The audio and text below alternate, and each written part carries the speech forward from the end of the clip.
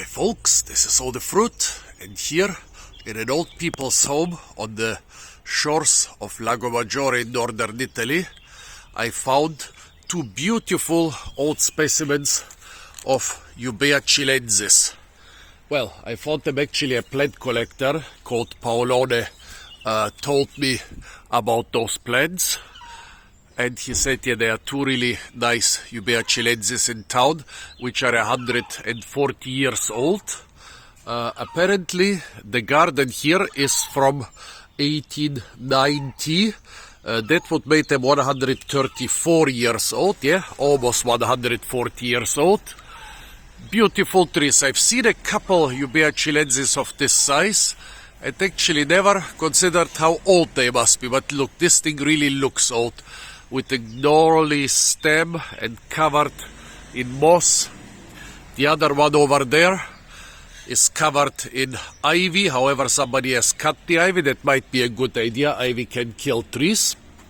A wonderful palm, and a very useful and important palm in many different aspects. Well, it comes from Chile, as the name suggests, and it's called the Chilean Wine Palm.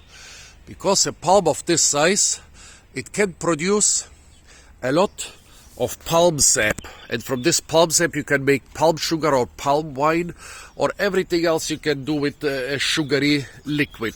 Basically, yeah, all our sweets industries are based on sugar from sugar cane or sugar beets, or in rare cases on honey and other things like that. And in principle, the sap of this thing is just like the sap of the sugar beet or sugar cane. Unfortunately, you have to kill the tree to extract the honey. Apparently, there doesn't seem to be a technique developed like for phoenix or for arenga or for no, was it arenga? No, for the sugar palms in East Asia, where you can tap the tree for many years while it stays alive. Apparently, you have to kill it if you want to get the sap, and that's why they're endangered in Chile. They grow in Mediterranean-style climates in Chile. They're also quite popular. Well, they're popular in the Mediterranean, but also here in the Lago Maggiore, we are not in the Mediterranean, we are in the Alps. Very different climate. It's actually quite dry in winter and wetter in summer. I guess that's why all the moss. But it grows well here. It grows also quite well in the British Isles. It's one of the frost hardiest palms, and it even becomes popular in Germany. One big problem, well, problem if you want to say it, with this palm, is that it grows very slow. Other palms would have been much higher in 140 years, but this is also a very massive palm. Popular ornamental, but yeah, you plant something for future generations. Another important use are the fruits. Yeah, that's the main reason we have this on this channel. The fruits are also called mini coconuts. Here some animal has been eaten them. Those are unripe, and this animal has dropped a couple. Oh, here. See. The water is coming out. Nah, this one is poor. This one is already, the nut still looks good. The water is already tasting bad. Yeah, it's one of the few palm species which, just like the coconut, contain water. Here you can see quite a big amount of coconut water for such a small plant, for such a small fruit. No, the plant is not small. So basically, well, unlike the coconut, even the outer part, the exocarp is edible. The mesocarp is a very hard shell, like in the coconut. The endocarp, the copra, looks and tastes just like a tiny coconut. And there is also the water. Let's see, maybe we find... Oh no, what about this? It has also been damaged. I want to find, when they are ripe, or even half ripe, they are really nice. Those are completely unripe, and unfortunately, they also seem to be quite rotten.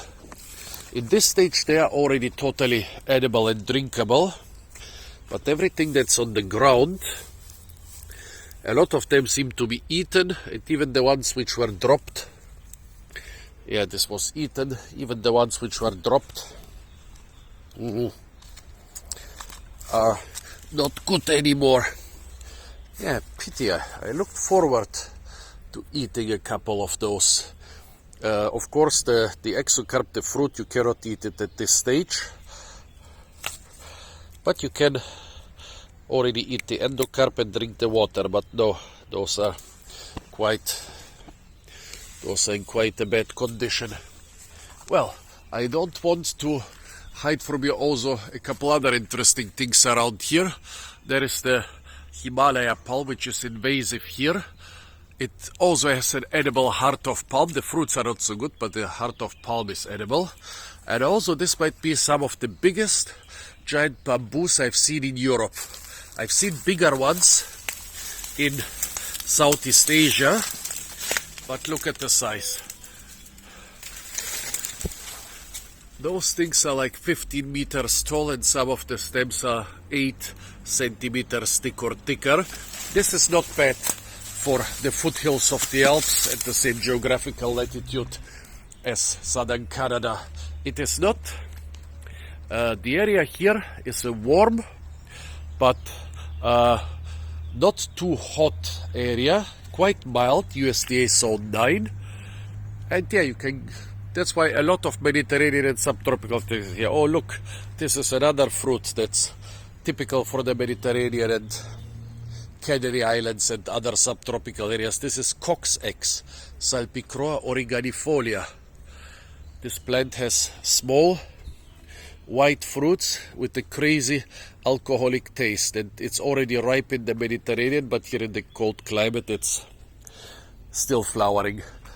So folks, those were those two beautiful, well, anyway, since we're already here, we can also go to the other tree. Maybe the fruits are a little bit more advanced there, and so maybe we can manage to get something edible. Let's see. I think we have to walk around. Yeah, I'm too lazy to cut this video. Just watch me walking through this beautiful park with 130 to 140 year old conifers and other beautiful trees. There are thousands of beautiful mansions around the Lago Maggiore. Some of the most beautiful ones are public botanic gardens. This has become an old people's home, so here is the other tree. As you can see, wow, the trunk has been really through a lot.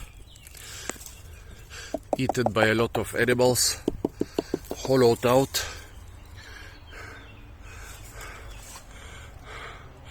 Apparently they are being checked regularly, the IVs being removed. More unripe nuts up there. So folks, those were two beautiful,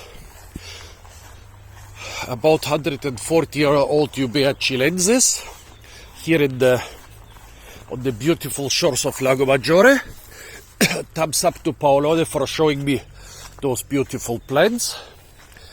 And apart from it, stay tuned for a lot more fruit videos from the beautiful and incredibly fruit-rich shores of Lago Maggiore. And of course, don't forget to like, share, comment, and subscribe.